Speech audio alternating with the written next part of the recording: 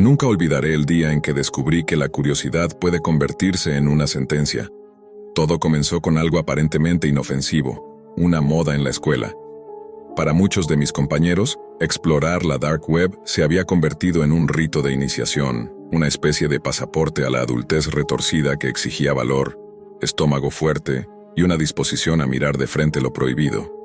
Quien no se atrevía era tachado de débil.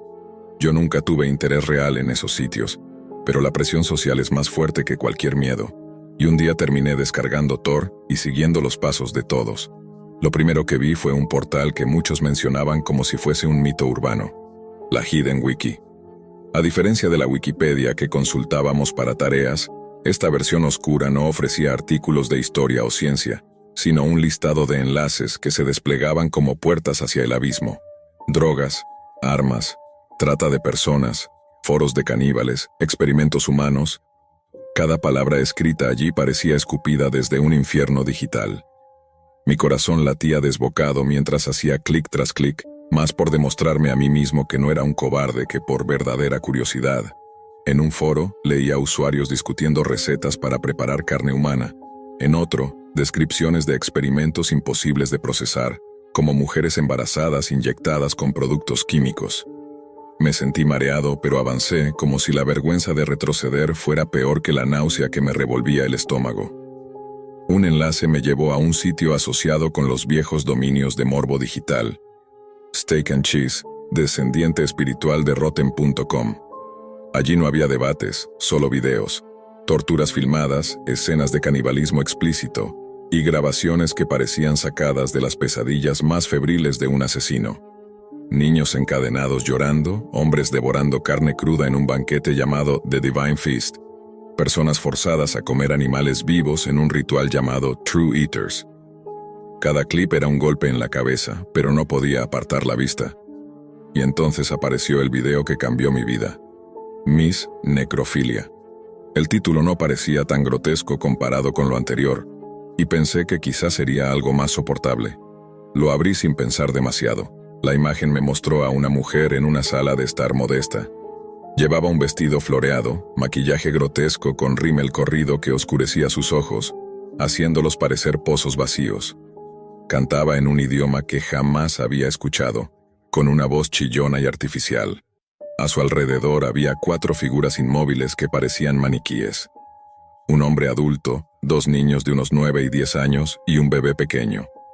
Ella bailaba alrededor de ellos, levantándoles los brazos rígidos, moviéndolos como si fueran parte de una coreografía infantil. Pero pronto empecé a notar los detalles que helaron mi sangre. El cabello del hombre se movía de manera demasiado natural. Los dedos de los niños estaban resecos, con uñas quebradas, y de las bocas abiertas se escapaban pequeños hilos de gusanos que se deslizaban por la piel amoratada. No eran muñecos. Eran cuerpos reales, embalsamados a medias y en descomposición. Una foto colgada en la pared lo confirmó. La misma mujer, embarazada, sonriendo junto a un hombre y 2 niños idénticos a los cuerpos inmóviles que ahora manipulaba. Entendí entonces la verdad.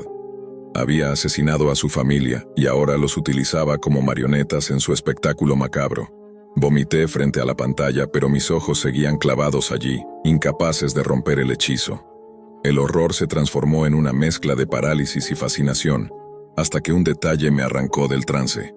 En la parte inferior de la pantalla apareció un chat en tiempo real. Un usuario anónimo escribió: «Has estado viendo este video por mucho tiempo, amigo. Supongo que disfrutas del contenido de Miss Necrofilia. Yo también soy un gran fan. ¿Sabes? Ella acepta peticiones y estoy seguro de que Allison será la candidata perfecta para el próximo cadáver danzante. Después de todo, toma clases de ballet». Me quedé helado. Allison era mi hermana de 12 años. Efectivamente iba a clases de ballet los lunes, miércoles y viernes. Y ese día era viernes, 16 de abril de 2010. Sentí un vacío en el estómago. Cerré el navegador de golpe y llamé a la policía, pero me tomaron por un adolescente jugando con historias de miedo. Llamé a mi madre, quien confirmó que había dejado a Allison en su clase de ballet. Pero cuando la contactamos de nuevo, la maestra aseguró que la niña nunca había llegado. El mundo se derrumbó en un segundo. Corrí hasta la oficina de mi madre, le conté todo y juntos marcamos al 911. Al principio insistieron en esperar las 24 horas reglamentarias, pero un amigo de la familia, el oficial Daniel Barnes, comprendió la gravedad de la situación y movilizó de inmediato a un grupo de búsqueda. Fueron 13 horas de infierno. Recorrimos calles, revisamos cámaras de seguridad, llamamos a conocidos. Yo apenas podía mirarle la cara a mi madre, porque sabía que todo había comenzado por mi estupidez, por esa curiosidad podrida que me llevó a abrir un enlace que nunca debí ver. Finalmente, al amanecer, la encontraron en un banco en las afueras de la ciudad. Estaba inconsciente, sedada con cloroformo, pero viva. Cuando despertó, no recordaba casi nada, salvo una frase que la persiguió en sueños. Dile a Daniel que dije hola. Nunca encontraron al culpable. Los videos de Miss Necrophilia desaparecieron de la Hidden Wiki como si nunca hubieran existido. Los foros hablaban de ella como una leyenda, un fantasma digital que se desvanecía cada vez que alguien intentaba rastrearla. Mi familia se mudó con una tía mientras la investigación se diluía en nada. Yo nunca pude perdonarme. Cada vez que cierro los ojos, veo esa sala de estar, los cuerpos danzando como marionetas rotas, y los ojos vacíos de la mujer cantando su canción sin idioma. El caso quedó registrado en un informe policial de Franklin, Tennessee, el mismo 16 de abril de 2010. Un llamador anónimo reportó un video perturbador en la dark web, donde una mujer bailaba con cadáveres y expresó miedo por la seguridad de su familia. La llamada se cortó y nunca pudo rastrearse. Los detectives confirmaron que múltiples usuarios afirmaban haber visto a la llamada bailarina macabra, pero ninguna evidencia digital sobrevivió. Hoy, mientras escribo esto, solo quiero dejar una advertencia. En la dark web no existen simples espectadores. Basta con un clic para que el abismo te mire de vuelta, para que tu vida quede marcada con una cicatriz invisible. A veces, lo que ves en la pantalla puede extender sus garras hasta tu realidad, y cuando eso pasa, nunca vuelves a dormir igual. Cuando pienso en mi adolescencia, no recuerdo fiestas, amigos o exámenes. Lo que me viene primero a la mente es un enlace, un simple enlace que jamás debí abrir, que todavía hoy siento ardiendo como una cicatriz en mi memoria.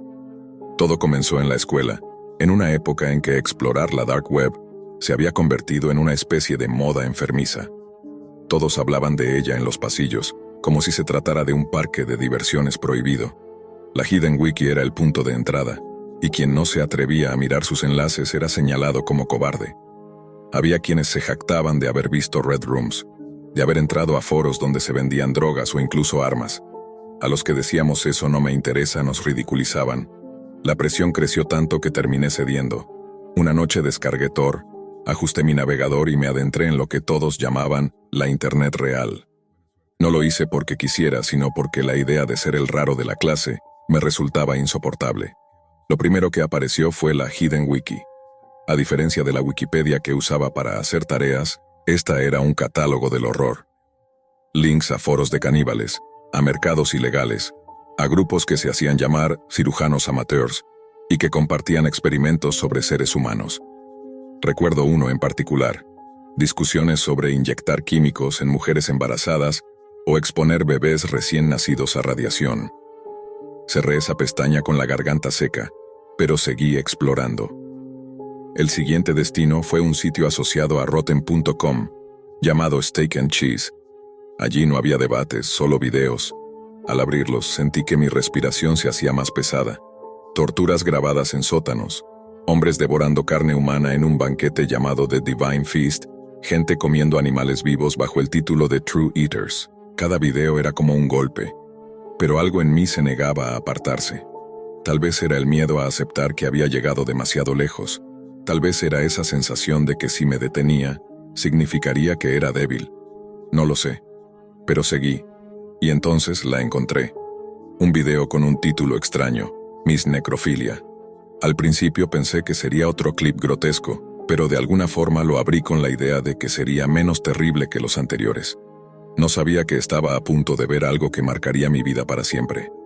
La pantalla mostró a una mujer joven en una sala común, con un vestido de flores y un maquillaje exagerado. El rímel negro corrido alrededor de los ojos le daba un aspecto vacío, hueco. Ella cantaba una canción en un idioma que nunca había escuchado, con un tono chillón y alegre, mientras bailaba. A su alrededor había 4 figuras que al principio tomé por maniquíes. Un hombre adulto, 2 niños de unos 9 y 10 años, y un bebé de apenas meses. La mujer los tomaba de las manos rígidas, los giraba como si fueran parte de una coreografía infantil. Pero los detalles comenzaron a revelarse. El cabello del hombre era demasiado real. Los dedos de los niños mostraban uñas quebradas y ennegrecidas, y de las bocas entreabiertas caían pequeños gusanos. No eran muñecos, eran cadáveres embalsamados y en descomposición. Sentí que la sangre me abandonaba. La confirmación llegó con la foto colgada en la pared del fondo. La misma mujer embarazada, sonriendo junto a un hombre y 2 niños idénticos a los cuerpos inmóviles. Entendí entonces lo que estaba viendo. Aquella mujer había asesinado a su familia y ahora los usaba como marionetas para su espectáculo macabro. Vomité frente a la pantalla, pero no podía apartar los ojos. Era como si una fuerza invisible me mantuviera clavado allí. De pronto apareció un chat en la parte inferior de la pantalla. Un usuario anónimo escribió: «Has estado viendo este video por mucho tiempo, amigo. Supongo que disfrutas del contenido de Miss Necrofilia. Yo también soy fan, ¿sabes? Ella acepta peticiones, y estoy seguro de que Allison será la candidata perfecta para el próximo cadáver danzante. Después de todo, toma clases de ballet». El mundo se detuvo. Allison era mi hermana menor, de 12 años. Iba a clases de ballet los lunes, miércoles y viernes, y ese día era viernes 16 de abril de 2010. Cerré el navegador de golpe y llamé a la policía, pero me dijeron que seguramente era una broma. Llamé a mi madre. Había dejado a Allison en su clase, pero al verificar descubrimos que nunca había llegado. El pánico me arrastró como una corriente. Corrí hasta la oficina de mi madre, le conté todo, y juntos volvimos a llamar al 911. Los oficiales querían esperar las 24 horas reglamentarias, pero un amigo de la familia, el oficial Daniel Barnes, entendió la urgencia y movilizó a varios compañeros. Las siguientes 13 horas fueron un infierno. Recorrimos calles, revisamos cámaras, hablamos con testigos. Yo apenas podía mirarle la cara a mi madre, sintiendo que todo era culpa mía. Cada segundo que pasaba era un cuchillo más clavado en mi pecho. Finalmente, la encontraron. Allison estaba en un banco en las afueras de la ciudad inconsciente, con olor a cloroformo en la ropa. Estaba viva. Cuando despertó, lo único que pudo decir fue que alguien la había subido a un auto y que, antes de perder la conciencia, escuchó una frase susurrada en su oído: «Dile a Daniel que dije hola». Nunca hallaron al culpable. Los videos de Miss Necrofilia desaparecieron de la Hidden Wiki como si nunca hubieran existido. Los foros hablaban de ella como un fantasma digital, la bailarina macabra, alguien imposible de rastrear. Nos mudamos con una tía mientras la investigación se diluía en silencio. Mi madre apenas hablaba. Allison tenía pesadillas constantes, se despertaba gritando que alguien la miraba desde la ventana. Y yo jamás volví a entrar a internet de la misma manera. Años después, en un foro olvidado, encontré un archivo policial de Franklin, Tennessee, fechado el 16 de abril de 2010. Decía: un llamador anónimo reportó un video en la dark web donde una mujer bailaba con cadáveres. Expresó temor por su familia, pero la llamada se cortó y no pudo rastrearse. Usuarios en línea confirmaron haber visto el mismo video, pero el material desapareció sin dejar rastro. La sospechosa es conocida bajo el alias Miss Necrofilia o la bailarina macabra. Caso abierto sin resolución. No sé si alguien volverá a ver esos videos. Tal vez ya no existan, tal vez estén esperando el momento justo para reaparecer. Lo único que sé es esto: en la dark web no hay observadores inocentes.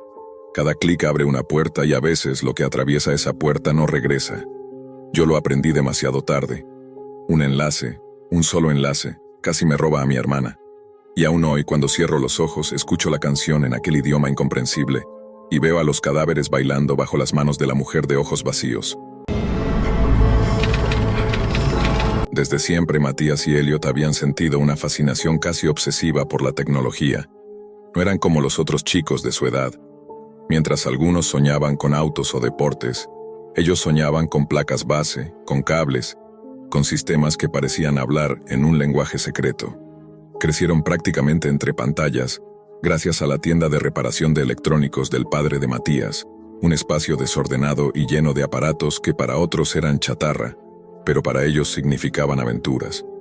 Un día el padre de Matías llegó con una computadora usada. Era vieja, con un monitor pesado y un disco duro que sonaba como un corazón enfermo. Si logran hacerla funcionar es de ustedes, les dijo con una sonrisa de reto.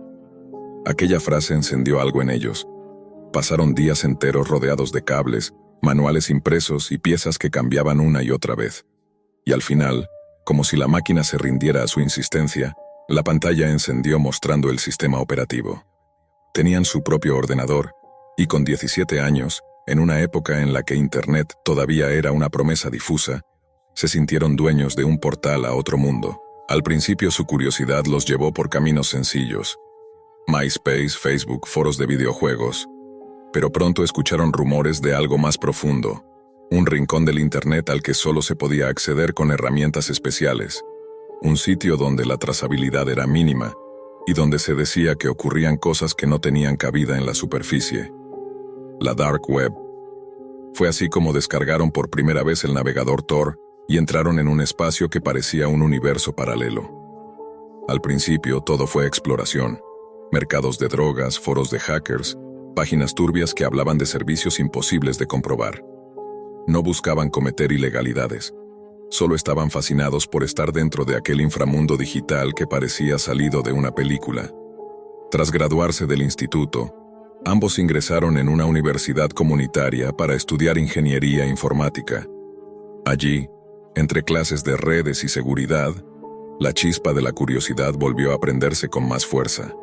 En su tercer año, Matías, siempre más impulsivo, compartió con Elliot una idea que parecía insensata pero brillante: crear un sitio falso en la Dark Web que ofreciera servicios de sicarios. No es para hacer nada malo, le explicó Matías con entusiasmo. Es para atrapar a los que sí quieren hacerlo. Imagínate, criminales contactándonos creyendo que van a contratar un asesino y nosotros podemos entregarles la información a la policía. Sería como tender una trampa. Elliot dudó al principio, pero la lógica y el morbo de la idea lo convencieron. Pasaron semanas diseñando la página.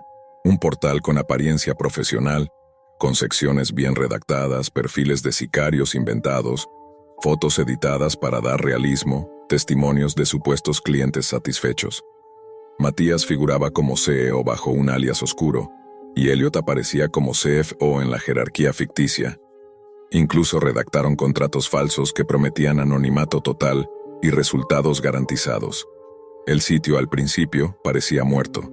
Nadie lo visitaba, nadie escribía, hasta que Matías decidió invertir en publicidad interna de la Dark Web, en foros y wikis ocultas. Fue entonces cuando llegó el primer mensaje. Se trataba de Jennifer Frank, una ama de casa de 30 años. Su correo era frío y directo. Quería contratar a un sicario para eliminar a la novia de su esposo, un hombre infiel que había destruido su matrimonio. Pagó un anticipo de $10,000 en criptomonedas y entregó todos los datos del objetivo: nombre, dirección, rutina diaria. Matías y Elliot se miraron aterrados. Aquella era la primera prueba de que su invento había cruzado un límite, y antes de que pudieran decidir qué hacer, otro correo llegó, esta vez de un remitente mucho más peligroso. Un sindicato del crimen buscaba eliminar a un empresario por encargo. Esta vez el anticipo era de $50,000. De pronto, tenían $60,000 en criptomonedas en sus cuentas y 2 encargos que los colocaban frente a un abismo. Ni siquiera habían imaginado llegar tan lejos. Lo que comenzó como un juego ahora era un riesgo real. El miedo se apoderó de ellos. ¿Y si el sindicato descubría que todo era falso? ¿Y si los rastreaban? ¿Qué pasaría si Jennifer, al ver que no cumplían, los denunciaba? La tensión era insoportable. Fue entonces cuando, en un acto desesperado, buscaron la ayuda de alguien en quien confiaban: su profesor de ciberseguridad, Ja Adamus. Cuando le contaron todo, esperaban una reprimenda, quizá incluso una denuncia. Pero Adamus los escuchó con calma, y tras un silencio inquietante, sonrió. Chicos, lo que hicieron es ilegal, sí, pero también es brillante. No los voy a delatar, más bien, vamos a hacerlo bien. Adamus contactó con el Departamento de Delitos Cibernéticos. Los agentes, lejos de arrestar a los jóvenes, vieron en su proyecto una oportunidad invaluable. Con su autorización, tomaron el control del sitio y lo convirtieron en una trampa oficial para criminales. La primera semana fue un éxito arrollador. El sindicato cayó en la red y varios de sus miembros fueron arrestados en una operación encubierta. Jennifer Frank fue localizada y puesta bajo custodia, antes de que pudiera consumar su plan. Matías y Elliot, aunque no podían creerlo, fueron felicitados por las autoridades, y como incentivo, les permitieron quedarse con el dinero de los anticipos como recompensa. Con el tiempo, el sitio se volvió más popular dentro de la Dark Web. Cada día llegaban solicitudes, y cada una era una nueva oportunidad para capturar a alguien con intenciones homicidas. Lo que empezó como un juego de adolescentes se había transformado en una herramienta real contra el crimen. Un año después, cerca de su graduación, las autoridades confiaban tanto en ellos que les propusieron algo más grande: replicar el modelo en diferentes plataformas, creando una red de sitios falsos en varios rincones ocultos del Internet. Pasaron 6 años. Matías y Elliot ya no eran los adolescentes curiosos de antes. Eran expertos en ciberseguridad, trabajando en colaboración con agencias gubernamentales, ganando dinero y, de alguna forma, haciendo el mundo más seguro. Pero el costo emocional era alto. Cada mensaje recibido era una ventana a la mente de personas capaces de pagar por un asesinato. Cada día recordaban que el anonimato de la Dark Web revelaba lo más oscuro del ser humano. Con el tiempo, empezaron a preguntarse si en verdad habían hecho lo correcto. Sí, atraparon criminales. Sí, salvaron vidas. Pero también habían abierto la puerta a un abismo que nunca lograron cerrar del todo en sus mentes. La historia termina con un guiño irónico. El narrador, consciente de lo siniestro y absurdo que puede ser todo este submundo, concluye: si alguna vez piensas que contratar un sicario en Internet es una buena idea, recuerda que incluso los sitios más convincentes pueden ser trampas. Y si aún dudas, visita renthitman.com. Te darás cuenta de inmediato que esto no es un juego. La Dark Web es un lugar donde incluso las intenciones más nobles pueden torcerse, y donde la curiosidad puede costar mucho más de lo que imaginas. La adolescencia de Matías y Elliot no se parecía a la de los demás. No jugaban fútbol en la calle, no pasaban tardes enteras en fiestas, ni perseguían romances juveniles. Su escenario era distinto. La trastienda de una tienda de electrónicos donde el aire olía a polvo, estaño derretido y plástico quemado. Allí, entre torres viejas, radios desarmados y pantallas a medio funcionar, aprendieron a darle vida a lo inservible. El padre de Matías, siempre paciente, les había lanzado un reto que nunca olvidarían. Si logran reparar esta computadora, es de ustedes. Tardaron una semana en conseguirlo, pero cuando aquella máquina encendió y mostró la pantalla azul inicial, ambos supieron que habían cruzado un umbral. Tenían su propia puerta al universo digital. Al inicio, navegaron en la superficie, redes sociales, foros de música, páginas de videojuegos. Pero los rumores sobre un lugar oculto, la Dark Web, los llamaban como un eco irresistible. Descubrieron Tor, lo instalaron, y de pronto se vieron frente a un mundo distinto. Páginas con direcciones imposibles, mercados de drogas, foros de hackers, incluso teorías conspirativas que parecían salidas de novelas. No se involucraban en nada ilegal, solo observaban. Eran exploradores digitales de un territorio prohibido. Pasaron los años, y ambos entraron en la universidad comunitaria, donde la informática se volvió su lenguaje cotidiano. Entre algoritmos y clases de seguridad digital, Matías tuvo una idea que le brillaba en los ojos como una chispa peligrosa. ¿Y si hacemos un sitio falso de sicarios?, preguntó una tarde mientras tomaban café en la cafetería del campus. ¿Qué? Elliot lo miró incrédulo. Escucha, no para matar a nadie, sino para exponerlos. Los que quieran contratar un asesino caerán en la trampa, y nosotros los entregamos. Sería como tender una red en medio de este pantano. Elliot dudó, pero conocía a Matías. Cuando se le metía una idea en la cabeza, no paraba hasta materializarla. Al final aceptó. Durante semanas trabajaron en secreto. Diseñaron un portal con estética profesional, tonos oscuros, frases calculadas para sonar convincentes, discreción garantizada, resultados inmediatos, red internacional de operadores. Inventaron perfiles ficticios de sicarios, con fotografías retocadas y biografías escalofriantemente realistas. Redactaron testimonios de supuestos clientes, empresarios, cónyuges despechados, mafiosos satisfechos. Matías firmaba como CEO bajo un alias, mientras Elliot figuraba como CFO.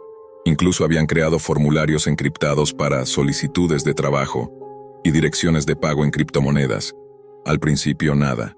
El sitio era un desierto digital, hasta que Matías decidió promocionarlo en algunos rincones oscuros de la red.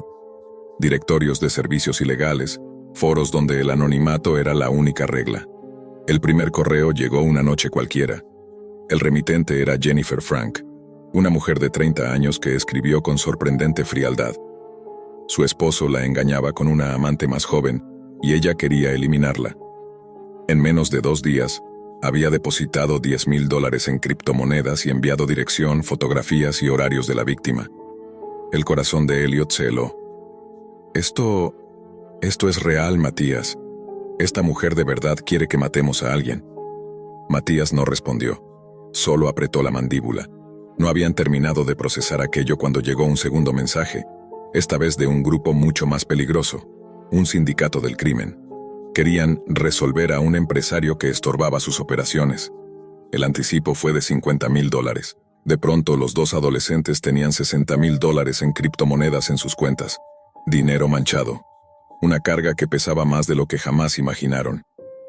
Si no hacemos nada, nos van a buscar. Si desaparecemos, nos van a cazar. Estamos metidos hasta el cuello. Elliot temblaba. Tiene que haber una salida, dijo Matías, aunque en su voz se percibía el mismo miedo. Fue entonces cuando recurrieron a su profesor de ciberseguridad, ya Adamus. La confesión fue un vómito de palabras, cargado de nervios y vergüenza. Adamus los escuchó en silencio, con una calma inquietante. Y luego, en lugar de enfurecerse o denunciarlos, sonrió con una mezcla de ironía y admiración. Chicos, lo que hicieron es peligroso, pero también es brillante, podemos usarlo. Adamus contactó al Departamento de Delitos Cibernéticos. En cuestión de días, agentes federales ya controlaban el portal. Jennifer Frank fue arrestada en un operativo rápido, y el sindicato quedó al descubierto con varios de sus miembros detenidos. Matías y Elliot, aunque temblaban de miedo, recibieron un reconocimiento inesperado. Habían creado sin saberlo una trampa que funcionaba. Se quedarán con los anticipos como recompensa, les dijo Adamus. Y si quieren pueden seguir ayudándonos. Lo que había comenzado como un experimento se convirtió en una herramienta real. Cada semana llegaban nuevas solicitudes, cada una más escalofriante que la anterior. Esposas que querían matar a sus maridos, empresarios buscando eliminar a competidores, individuos enfermos de celos o ambición. La policía interceptaba, investigaba y arrestaba. Pasó un año. El portal se había vuelto famoso en los círculos ocultos, y las autoridades confiaban en ellos al punto de pedirles que replicaran la idea en otros lugares de la Deep Web. No solo atrapaban a criminales, se habían convertido en una especie de socios encubiertos de la justicia. 6 años después, Matías y Elliot ya eran profesionales de la ciberseguridad. Trabajaban con agencias, recibían dinero legítimo por su cooperación y habían ayudado a prevenir decenas de asesinatos. Pero la experiencia los había marcado.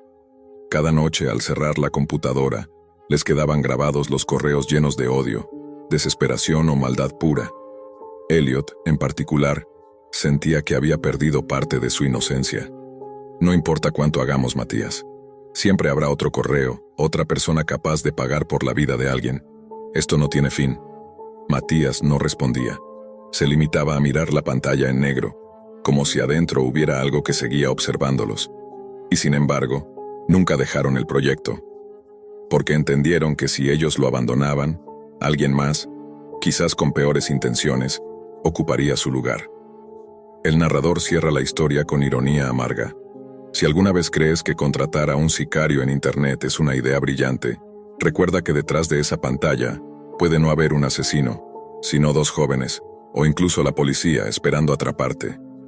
Y si dudas, visita renhitman.com. Descubrirás que todo esto, aunque parezca un juego, no lo es. La Dark Web es un espejo deformado del alma humana, y a veces hasta las intenciones más nobles pueden transformarse en una carga que dura para siempre. Me llamo Thomas, y lo que voy a contar no es una historia que se lea en un libro de terror, ni un guión inventado para asustar. Es la narración de una tragedia que destruyó mi vida y la de mi familia. Nunca pensé que Internet, ese espacio donde buscamos música, series o simplemente perdemos el tiempo, pudiera convertirse en un infierno tan real. Y menos aún que mi hermana menor, Camila, se convirtiera en víctima de un pozo oscuro del que jamás regresaría. Yo trabajaba en una pequeña librería en Ciudad del Cabo, cerca de la secundaria de Camila. Ella tenía 17 años, y aunque era temperamental y difícil de tratar, en el fondo seguía siendo mi hermanita. A menudo la recogía después de clases y trataba de conversar con ella. Sin embargo, una tarde vi algo que me encendió las alarmas. Estaba discutiendo en la acera con un chico de su misma edad. Cuando subió al auto le pregunté qué había pasado, pero se limitó a guardar silencio mirando por la ventana. El ambiente era tan tenso que decidí no insistir. El sábado siguiente, pensé en invitarla a salir a comer para limar asperezas. Pero al entrar a su habitación, la encontré completamente absorta en su computadora portátil. Me acerqué con cautela y, para mi sorpresa, estaba navegando en un foro que no había visto nunca, Hidden Answers. A simple vista parecía un sitio de preguntas y respuestas anónimo, algo parecido a Reddit, pero con un aire mucho más sombrío. No había nombres, no había moderadores, solo usuarios escondidos tras cadenas de letras y números. Las preguntas eran de todo tipo, algunas triviales, otras absolutamente perturbadoras. Recuerdo una en particular: cómo deshacerse del cadáver de una madre sin dejar pruebas. Entre las respuestas, alguien describía con precisión macabra cómo cortar el cuerpo en pedazos, alimentar con los restos a perros y quemar lo demás en un horno improvisado. Otra persona escribió: yo hice lo mismo con mi esposo, funciona. Sentí un escalofrío que me recorrió la espalda entera. Intenté advertir a Camila, pero se burló de mí. Con una risa sarcástica me dijo: consíguete una vida, Thomas. Sus palabras me hirieron más de lo que imaginaba. No insistí. No quería pelear otra vez. Esa fue la primera de muchas decisiones equivocadas. Durante la cena familiar de esa noche, mi madre expresó su preocupación. Contó que había encontrado en la habitación de Camila una caja con velas negras en forma de serpientes, pedazos de páginas quemadas y una cuerda cuidadosamente doblada. «Está haciendo algo impío», murmuró con una angustia que nos heló la sangre. Prometí que hablaría con ella, que me encargaría, aunque en realidad ni yo mismo sabía cómo. Al día siguiente decidí hablar con el chico con quien la había visto discutir. Se llamaba Liam, y no tardó en confesarme lo que había ocurrido. Camila quería que participara en un ritual que encontró en Hidden Answers. Decía que prometía un éxtasis espiritual, algo único. Cuando me negué, me dijo que era un cobarde y me cortó de su vida. Volví a casa aterrado. Esa tarde Camila llegó con los ojos hinchados, como si hubiera llorado sin parar. Me acerqué para hablar con ella, pero me empujó y gritó: «No soy tu hermanita, déjame en paz, haré lo que quiera». Esa noche, con mis padres fuera visitando a unos familiares, me quedé dormido en el sofá de la sala. Desperté sobresaltado, pero no podía moverme. Tenía las manos atadas a la espalda, una mordaza en la boca y un mareo insoportable que me nublaba la vista. Había un fuerte olor químico, cloroformo. Escuché pasos y con horror la vi. Camila vestía completamente de negro, con un maquillaje corrido que hacía que sus ojos parecieran huecos. Se reía de una manera que no reconocí, como si ya no fuera ella. «Hermano, encontré el camino. El ritual dice que si intentas suicidarte, verás el universo desplegarse frente a ti. Es una experiencia que los humanos comunes no merecen, pero yo sí». Intenté gritar, sacudirme, pero mis fuerzas eran inútiles. Ella arrastró una silla al centro de la sala, ató la cuerda al techo y colocó un nudo alrededor de su cuello. «No te preocupes, voy a regresar iluminada». Subió a la silla con un aire de triunfo. En mis ojos esa imagen quedó grabada como fuego. Mi hermana sonriendo antes de empujar la silla y dejarse caer. Al principio parecía segura, como si creyera que podría quitarse la cuerda en el último segundo. Pero pronto el pánico la consumió. Sus pies se sacudieron desesperados, golpeando el suelo en un intento inútil de salvarse. Sus manos arañaban el lazo mientras un sonido ahogado llenaba la habitación. Yo lloraba, convulsionándome en mis intentos por romper las ataduras, rogando a Dios, al diablo, a cualquiera que interviniera. Pero nadie lo hizo. Camila dejó de moverse. La cuerda se balanceaba suavemente con su cuerpo inerte. Cuando mis padres llegaron más tarde, se encontraron con la escena más horrible de sus vidas. Yo tirado en el suelo, aún atado, y Camila colgando del techo. Mi madre colapsó al instante, y mi padre apenas pudo articular las palabras para llamar a la policía. Después de eso nada volvió a ser igual. La casa se convirtió en un mausoleo. Mi madre pasa los días mirando el techo de la sala, convencida de que el espíritu de Camila sigue allí. Se niega a mudarse, se niega a cambiar nada. Mi padre guarda silencio, pero lo he sorprendido en la madrugada llorando en la cocina.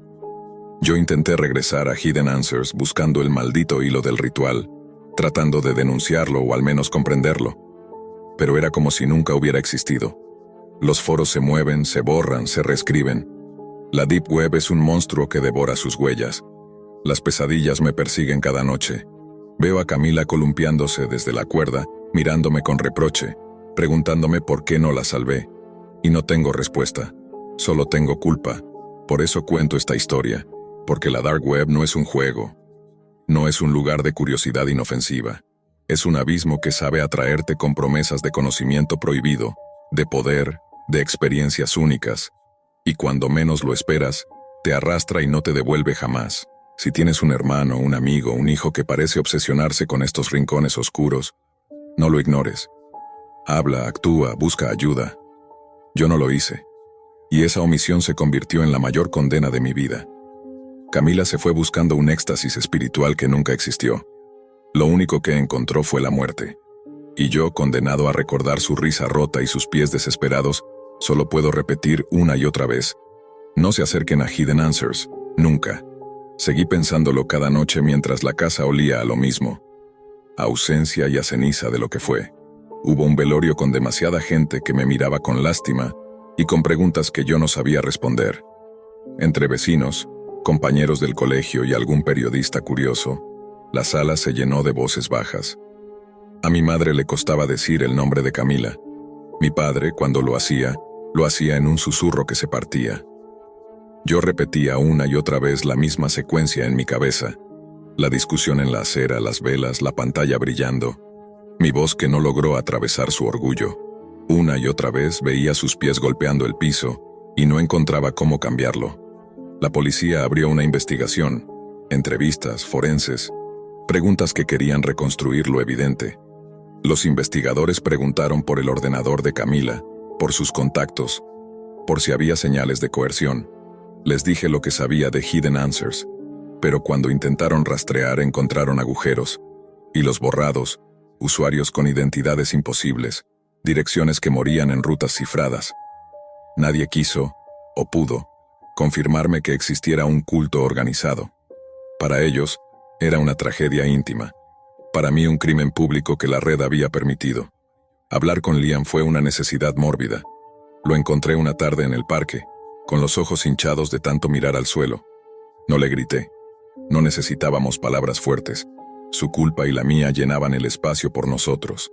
Me dijo que había intentado contactar a Camila después de la discusión, que le había pedido ayuda, que había escrito en su muro privado para decirle que buscara ayuda profesional. Me contó que, lo que sea que hubiera ocurrido en esa pijamada, había dejado a Camila con la idea, literal o figurada, de que el suicidio era una puerta, una experiencia espiritual. Me pidió perdón en voz baja, como si esas palabras pudieran traer de vuelta lo que habíamos perdido. La prensa dejó su rastro también. Algunos titulares especulaban sobre rituales y sectas de Internet. Otros, más sobrios, hablaban de los peligros de la anonimidad en foros sin control. Muchos lectores comentaron, en la impunidad que da una pantalla, con crueldad o con morbo. Fue una vergüenza ver el nombre de mi hermana convertido en anécdota para clickbait. Sentí que, además de su muerte, nos robaban su memoria. Con el tiempo, la casa se fue volviendo un lugar donde el silencio no era cómodo sino pesado. La madre de Camila, mi madre, se sentaba todo el día en el sofá mirando al punto exacto del techo donde aquella noche el tiempo se había detenido. No quiso terapia al principio. Decir que la quería significaba admitir que la casa se había transformado en un monumento al dolor. Yo intentaba acompañarla a cocinar algo, abrir una ventana, como si aire nuevo pudiera arrastrar también la culpa. Mi padre, por su parte, se refugió en el trabajo y en el alcohol. Los dos cambios fueron pequeñas fracturas que con el tiempo se hicieron grietas permanentes. A mí la culpa me comió en silencio. Volví a la librería, porque necesitaba rutina, y algo que no me obligara a mirarme al interior todo el día. Entre libros, la voz de Camila aparecía de vez en cuando. Una frase, una risa, la queja de adolescente que prefería aislarse que explicar su dolor. Empecé a escribir notas. Al principio eran torpes, luego se volvieron más nítidas. Cartas que nunca envié, descripciones de sus gestos, la textura de sus manos. Escribir fue la única forma en que mi cabeza pudo ordenar el caos. Busqué ayuda. No la imaginaba como un signo de debilidad, sino como una herramienta para no desmoronarme. Encontré un grupo de apoyo para familias que habían perdido a un joven por suicidio. Al principio entré por obligación. Después descubrí que escuchar otras voces que no juzgaban ni gritaban, sino que compartían, me dio pequeñas heridas que pudieron empezar a sanar. Allí entendí algo que me cambió. La culpa es un fantasma que alimentamos con la soledad. Compartirla la hizo menos implacable. Con el tiempo y con terapia, aprendí a transformar la culpa en acción. Empecé a trabajar con organizaciones locales que hacían prevención y educación digital. Hablaba en escuelas, no con morbo ni con técnica profesional perfecta, sino con la crudeza de alguien que había vivido la pérdida. Decía lo que sé, que la curiosidad adolescente puede volverse peligrosa cuando se encuentra con la invisibilidad de la red y con quienes aprovechan esa invisibilidad.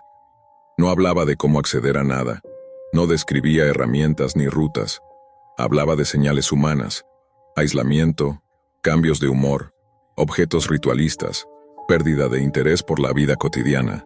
Hablaba de pedir ayuda, de no dejar a una persona sola con la pantalla. Jamás encontré una conexión concreta que señalara a culpables específicos en Hidden Answers. Alguna vez creí ver un hilo que parecía como el que había leído Camila, pero al intentar leerlo de nuevo se había borrado. Aprende uno que los monstruos de la web a veces son humo, te queman y no dejan ceniza reconocible. La ausencia de pruebas no alivió mi dolor, pero sí me obligó a aceptar que no siempre hay justicia clara. A veces la única justicia posible es la prevención y la memoria. La familia cambió. Mi madre dejó la casa después de un año. No pudo soportar el lugar donde había muerto su hija. Se mudó a un piso pequeño y llevó consigo una lámpara que Camila había amado. Mi padre dejó su trabajo por un tiempo, y aunque la relación entre nosotros quedó marcada por silencios, con los años reaprendimos a estar juntos sin hablar todo el tiempo. Yo, a pesar de todo, aprendí a vivir con el recuerdo sin dejar que me definiera. Hago charlas, llevo folletos a escuelas, hablo con adolescentes sobre la comunicación real y sobre pedir ayuda. A veces, cuando una madre me mira con lágrimas, recuerdo la cara de mi propia madre el día del velorio. Otras veces, una adolescente me abraza y me dice que dejó el teléfono y llamó a su amiga. Esas pequeñas victorias no traen a Camila de vuelta, pero sirven para no sentir que su muerte fue en vano. Al final, lo que quería decirles con esta continuación, con este cierre que tanto me costó escribir, es que la tragedia que vivimos no fue un destino inevitable. Hubo signos, hubo oportunidades para intervenir. No quiero que nadie más viva el peso de una culpa que te consume desde dentro. La advertencia que doy no es moralista ni alarmista. Es práctica y humana. Si ves a alguien peleando con sus sombras frente a una pantalla, no lo dejes solo. Escucha sin juzgar. Busca ayuda profesional. Habla con la familia. Interven con cariño, con firmeza. La noche en que Camila se fue, pensé que la oscuridad de la red la había tragado. Hoy sé también que la oscuridad puede estar en la falta de conversación, en la negligencia disfrazada de respeto por la autonomía. No voy a decir que todo está bien, no lo está, ni que el dolor desaparece. Lo que puedo decir con la voz cansada pero cierta es que hay otra puerta, la de tender la mano antes de que alguien cruce el umbral. Esa puerta aún está abierta. Ábranla, por ellos, por nosotros, por Camila. Nunca olvidaré cómo empezó todo. Tenía 19 años, trabajaba en Walmart para ahorrar un poco de dinero y poder ir a la universidad, y vivía con mi hermano mayor, un tipo brillante que trabajaba en una startup tecnológica. Los fines de semana eran nuestra rutina: pizza, videojuegos y alguna que otra película para desconectarnos del estrés de la semana. Todo parecía normal, hasta que Jimmy, nuestro amigo, llegó con su entusiasmo contagioso y sus historias sobre la dark web.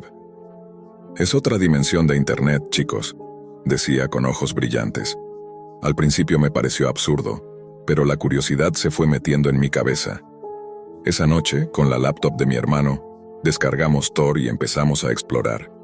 La Hidden Wiki apareció como un mapa del lado más oscuro de la red, enlaces perturbadores, foros que no tenían censura alguna, instrucciones que jamás querría leer. Uno de los sitios nos hizo estremecer. Detallaba cómo cocinar a una mujer. No era solo grotesco, era inimaginable. Mi hermano y yo quisimos desconectarnos de inmediato, pero Jimmy se rió y dijo, «La Dark Web no es para niños». Antes de cerrar la sesión, un anuncio apareció. Mystery Boxes, para los más valientes.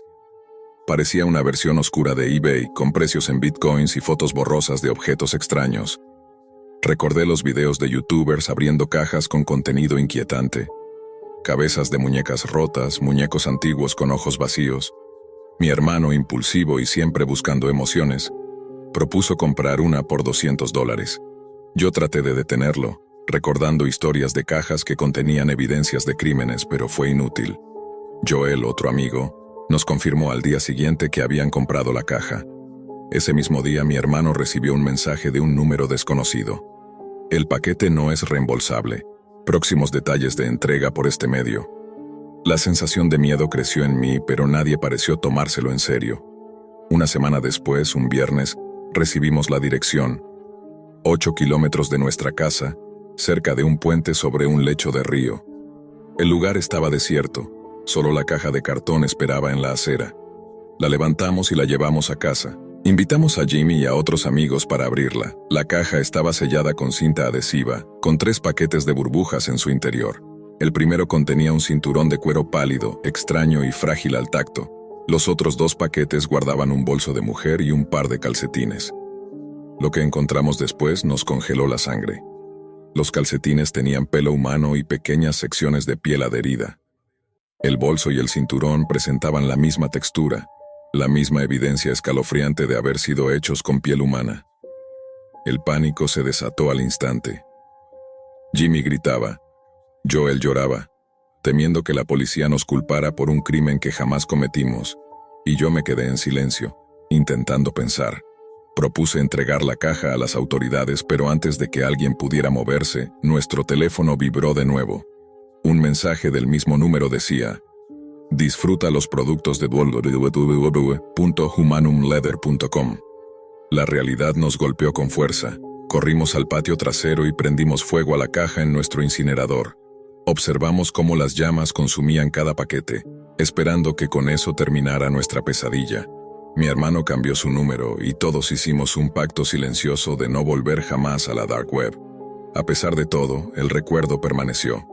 La caja no solo contenía objetos, contenía la certeza de que la curiosidad puede convertirse en un portal hacia lo inimaginable. Esa noche comprendí que un solo acto impulsivo o curioso puede cambiar tu vida para siempre, para bien o para mal. Desde entonces, cada vez que veo la luz de la pantalla o un enlace sospechoso, siento un estremecimiento que no puedo explicar. La Dark Web es real, y su oscuridad es más profunda de lo que uno puede imaginar. Nunca vuelvo a mirar atrás sin sentir la sombra de la caja.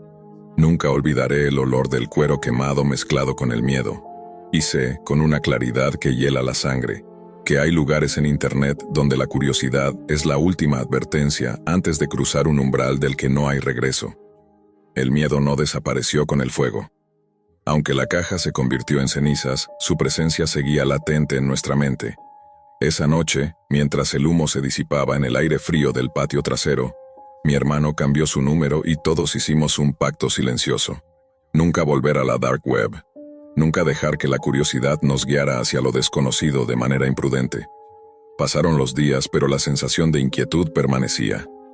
Cada vez que veía un enlace extraño, cada vez que mi teléfono vibraba con un número desconocido, sentía un escalofrío que me recordaba la caja, los objetos y la realidad de lo que habíamos tenido en nuestras manos. Piel humana convertida en cinturones, bolsos y calcetines. Aprendí que un solo acto, por más impulsivo o curioso que parezca, puede cambiar tu vida para siempre. Esa caja no solo nos enseñó miedo, nos enseñó responsabilidad, precaución y la delgada línea entre la curiosidad y el peligro. Hoy, mientras escribo estas palabras, Todavía siento que algo invisible nos observa, como si la caja no hubiera sido destruida del todo. La Dark Web sigue ahí, oculta y esperando a quienes se atrevan a mirar demasiado profundo. Y yo sé que, aunque quisiéramos olvidarlo, nunca podremos borrar completamente lo que vimos. La lección quedó clara: la curiosidad tiene precio, y algunas puertas, una vez abiertas, no pueden cerrarse. Nunca pensé que una noche cualquiera pudiera convertirse en un recuerdo tan oscuro que, incluso años después, me haría temblar al recordarla. Tenía 19 años, estudiaba en la universidad y vivía con un compañero mayor, Max, que parecía vivir en un mundo paralelo de fiestas interminables, alcohol y drogas. Yo siempre había sido extrovertido, el tipo de persona que reía fácil y encontraba diversión en los detalles más absurdos de la vida, pero los últimos meses habían sido duros. Problemas con mi novia, discusiones que se repetían como un disco rayado, y una sensación constante de vacío que ninguna clase ni salida social lograban llenar. Aquella noche, buscando distraerme de mi propio abismo emocional, terminé en la habitación de Max, quien estaba tendido sobre su cama, con los ojos vidriosos y un ordenador abierto frente a él. La luz azulada de la pantalla iluminaba su rostro y, de alguna manera, me parecía más peligroso que divertido. ¿Quieres probar algo?, me preguntó con una risa ronca y quebrada. Esto llega directo de Silk Road, el Amazon de las drogas. Pagas con bitcoins y nadie sabe quién eres. Llegan en paquetes anónimos. Antes de poder pensar ya me ofrecía una línea de cocaína. Mis manos temblaban. La curiosidad y la frustración de esos meses de soledad y decepción me empujaron a aceptar. La sensación fue inmediata. Una oleada de euforia, calor en la sangre y un silencio interior que por un momento borró mis problemas. Mis dos amigos más cercanos se unieron poco después, fascinados por la idea de experimentar sin consecuencias aparentes. Juntos nos adentramos en el mundo virtual de Max, navegando a través de URLs oscuras terminadas en .onion, explorando un territorio donde la ilegalidad y la impunidad parecían reinar. Durante meses, Max fue nuestro proveedor silencioso y confiable. Pero entonces, como todas las cosas, su mundo cambió. Se mudó con su novia y dejó atrás la rutina de drogas, dejando un vacío que parecía imposible de llenar. Yo, desesperado y aún sediento de esa sensación que me alejaba de mis problemas, me lancé a explorar Silk Road por mi cuenta. Fue allí donde encontré algo que parecía una oferta demasiado buena para ignorar. Doctores ofreciendo drogas a un precio ridículamente bajo, con envío rápido y discreto. Sin detenerme a pensar en los riesgos, hice el pedido y conté los días hasta que llegó un pequeño paquete envuelto con papel marrón y cinta adhesiva, sin remite ni indicio de procedencia. Invité a mis amigos a mi departamento. La curiosidad y la adrenalina se mezclaban en nuestros cuerpos mientras preparamos las líneas. Cuando inhalé la primera, un ardor insoportable se apoderó de mis fosas nasales. Un fuego que se extendió hasta mis ojos y garganta. Sangraba. Mis amigos me ayudaron a recostarme en el baño mientras vomitaba y tomaba analgésicos, sus rostros llenos de preocupación y miedo. Entre vómitos y lágrimas de dolor, lo único que podía pensar era que algo había salido terriblemente mal.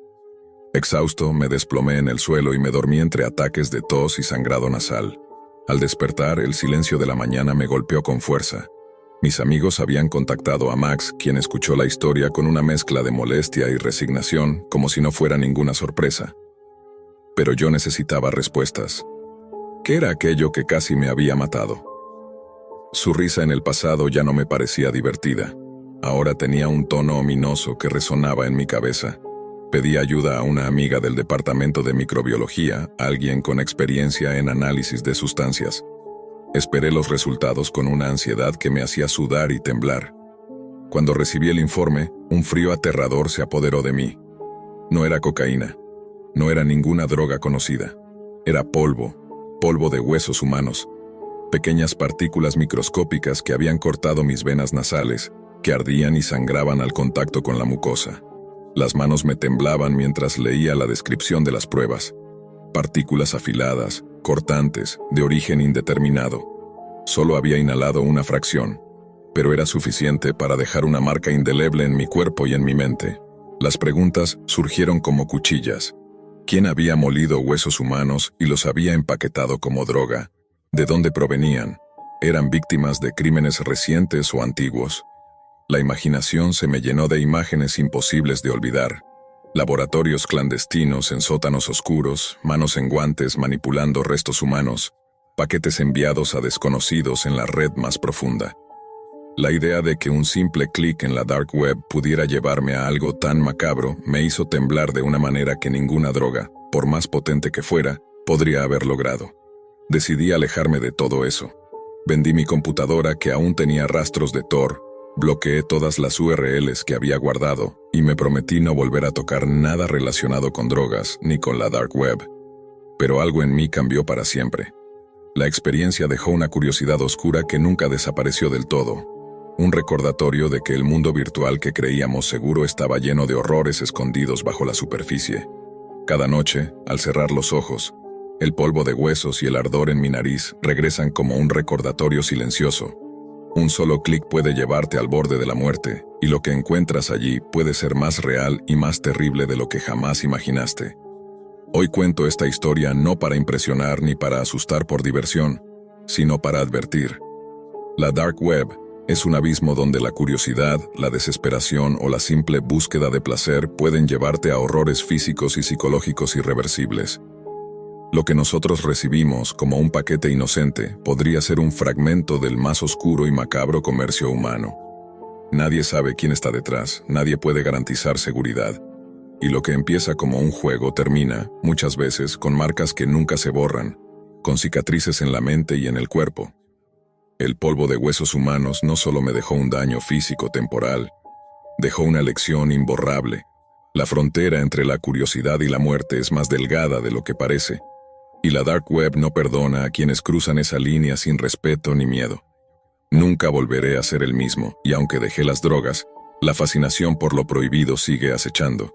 Un recordatorio silencioso de que en la red más profunda, todo horror imaginable es posible, y que incluso un simple clic puede ser la última decisión que tomes. La experiencia que viví me enseñó que la curiosidad sin precaución puede ser peligrosa. La dark web no es un lugar de juego ni de diversión. Es un abismo lleno de riesgos invisibles, donde un solo clic puede llevarte a horrores que nunca imaginaste. Lo que parecía una oportunidad para escapar de mis problemas se convirtió en una amenaza para mi vida y mi salud. No se trata solo de drogas o de ilegalidades aparentes. En la dark web, todo está envuelto en anonimato y engaño. Personas sin escrúpulos pueden vender lo que quieran, y muchas veces no hay manera de saber qué estás recibiendo. Mi caso con el polvo de huesos humanos es la prueba de que lo que parece seguro o barato puede ser mortal.